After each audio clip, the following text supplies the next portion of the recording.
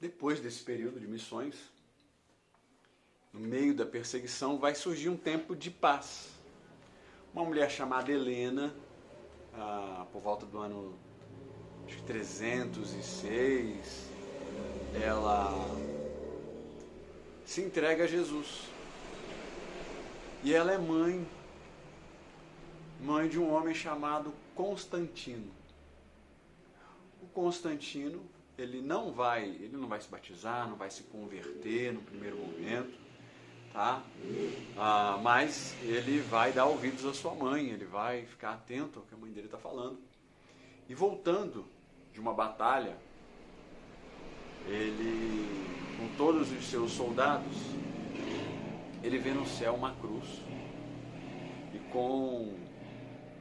com essa cruz tem uma frase. Com esse símbolo vencerás. Com a cruz você vencerá, é o que ele entende. Com esse símbolo vencerás. E ele é o imperador da época. Ele assumiu o trono de seu pai.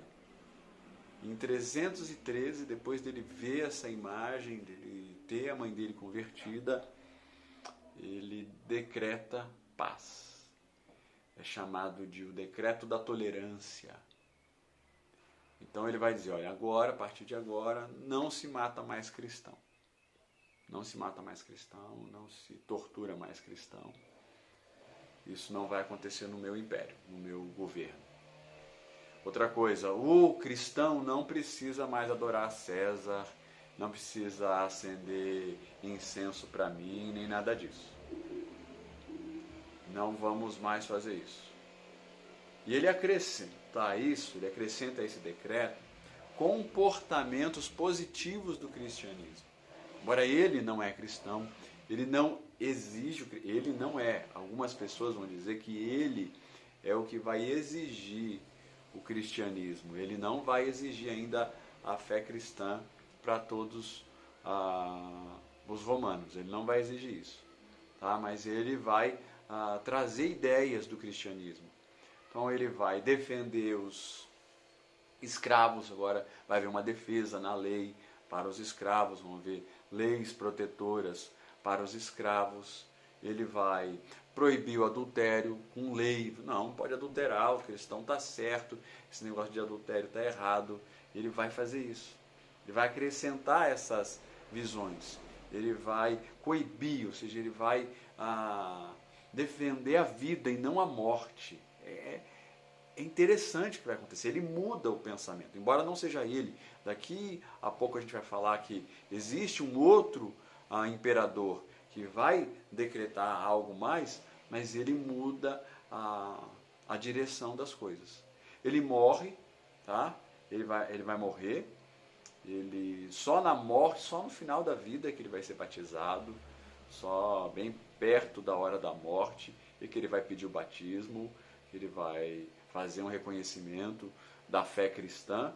Ele só se torna um amigo, ele só acha que aquela profecia tem que se cumprir, tá? E grande parte do que ele faz movimentado por um desejo maldoso. Por quê? Porque ele quer dominar, ele quer governar também a igreja. Presta atenção, o que os Césares faziam? Né? Os Césares eram deuses, eles exigiam adoração a eles. Constantino não vai mais exigir adoração a ele, mas ele vai querer dominar. Ele vai querer que o povo veja, eu sou amigo da igreja, então eu falo em nome da igreja.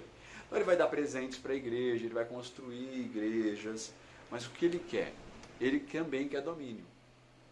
Ele quer mexer, ele quer influenciar a igreja. Ele quer que os crentes o admirem e o sigam como cristão. Embora ele não se batize, mas ele quer esse domínio. Aí ele consegue, lógico, uma certa influência. Diz que ele pede concílio no tempo dele, é ele que vai fazer pedido do concílio de Nicéia, ele vai fazer esse convite, esse pedido, mas ele morre. Quando ele morre, um sobrinho dele vai assumir, esse sobrinho não gosta de cristão, não gosta da posição de Constantino, o nome dele é Julião, e o Julião tenta destruir a fé cristã, tenta. E ele trabalha para isso, ele trabalha para voltar aos ritos, para voltar às adorações, mas ele não consegue. A história diz que ele morre revoltado com isso, que ele não consegue acabar com o cristianismo, e ele vai morrer dizendo assim: venceste Galileu. Uma referência a Jesus Cristo, que veio da Galileia. Venceste Galileu. Incomodado com isso. Aí surge Teodósio. Teodósio é o cara que gera o grande problema. O Teodósio, ele quer o cristianismo e ele vai exigir que todo mundo se converta.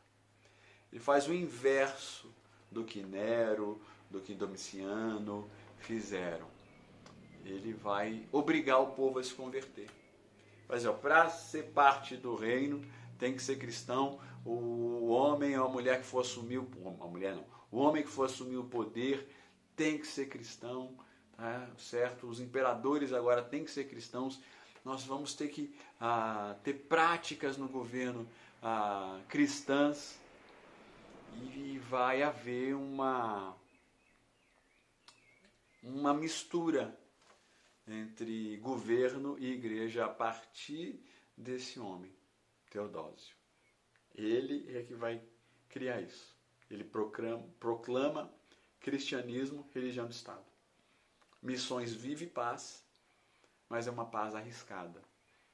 É uma paz perigosa. Entre o começo com Constantino até esse momento, a paz é uma paz muito arriscada, porque o governo está querendo dominar a igreja e vai conseguindo, certo? Vai conseguindo. Embora seja um tempo ainda de muito estudo, é nesse tempo em que vai se organizar um concílio, o concílio de Nicéia, para defender a Trindade. Porque as heresias estão vindo, estão falando que o Espírito Santo não é Deus, que não existe isso de 3 em 1, 1 em 3. Então vão se organizar um movimento com os líderes da época para defender a Trindade. É o Concílio de Nicéia. Isso é obra para defender a fé e para fazer a fé ampliada. E aí nós vamos para um outro momento da igreja.